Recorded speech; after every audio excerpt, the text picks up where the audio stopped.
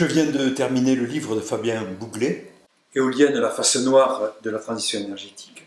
C'est un succès de librairie. Lorsque je l'ai commandé, mon libraire a mis 15 jours à me le livrer, il était déjà en rupture de stock.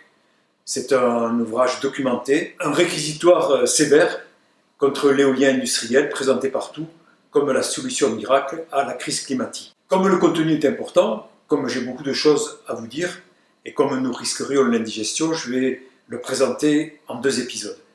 Le premier épisode est consacré au constat des nuisances, au coût écologique de ces dispositifs, à l'inefficacité de ces centrales éoliennes industrielles. Et dans le second, nous verrons comment l'auteur répond à une question essentielle. Pourquoi aujourd'hui le développement massif d'un tel secteur? Tout d'abord, l'auteur insiste sur une notion que l'on passe habituellement sous silence lorsque l'on parle de ces dispositifs de production d'électricité propre, c'est la notion d'analyse du cycle de vie. Cette analyse permet de prendre en compte les matières premières nécessaires à la construction de ces dispositifs, à leur fabrication, à leur transport, ainsi que les problèmes de démantèlement et de recyclage, ce qui permet d'établir un bilan carbone réel. Les terres rares utilisées dans les aimants, les matériaux composites dont sont constitués les pales, le béton que l'on retrouve dans le socle, ont un coût écologique très important, tant à cause de leurs conditions d'extraction, de fabrication, que l'impossibilité de les recycler.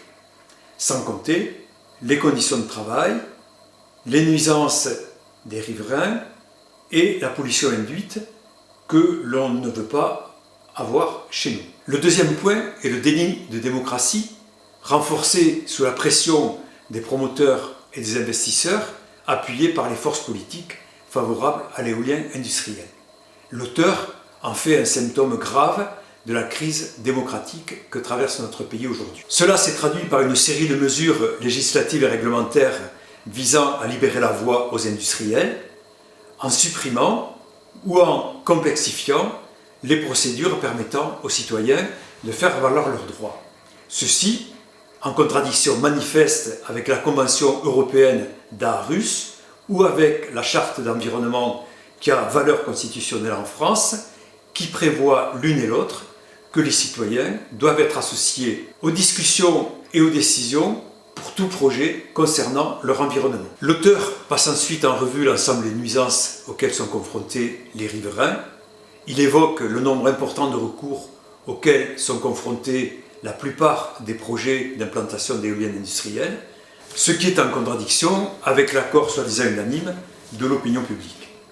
Une des explications de cette contradiction entre le refus des riverains confrontés à un projet et l'unanimité de façade de l'opinion publique réside vraisemblablement dans la fracture entre la sensibilité des territoires ruraux et la méconnaissance des enjeux par les populations des métropoles. On peut reprocher à Fabien Bouglet de ne pas suffisamment approfondir cette question de justice environnementale, cette question qui relève aussi de la démocratie environnementale. L'auteur insiste aussi sur les problèmes de santé publique, notamment autour de la question des nuisances sonores dues au son audible et les nuisances sonores dues aux infrasons les plus pernicieuses. De nombreux travaux en France et au niveau international démontrent l'existence de véritables atteintes à la santé sous forme du syndrome éolien que les autorités médicales en France en particulier refusent d'admettre. Pourtant, on le sait bien, et un colloque récent vient de s'en faire l'écho, les nuisances sonores sont réelles, des procès sont en cours, et l'auteur a bien raison de s'appesantir sur ce problème.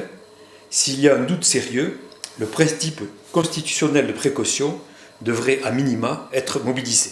Les menaces à la biodiversité, en particulier pour les oiseaux et pour les chauves-souris, constituent un élément majeur à prendre en compte, puisque la défense de la biodiversité, à l'heure de l'extinction massive d'un certain nombre d'espèces, constitue aujourd'hui une priorité.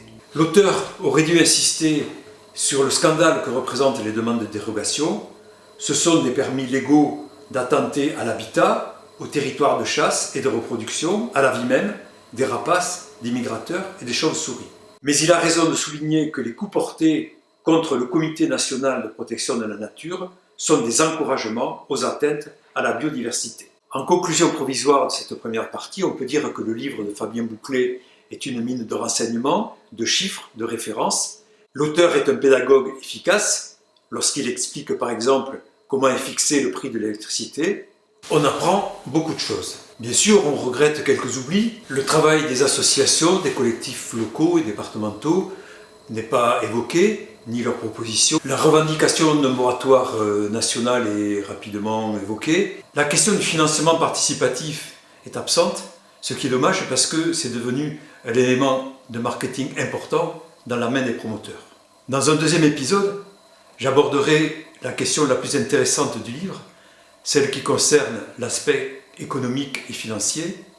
L'auteur répond à une question essentielle. Pourquoi le développement d'un tel secteur, pourquoi le développement des centrales éoliennes industrielles, alors qu'elles se révèlent écologiquement douteuses, économiquement coûteuses pour la collectivité et inefficaces par rapport à l'objectif affiché de réduction des gaz à effet de serre. Rendez-vous donc pour ce deuxième épisode.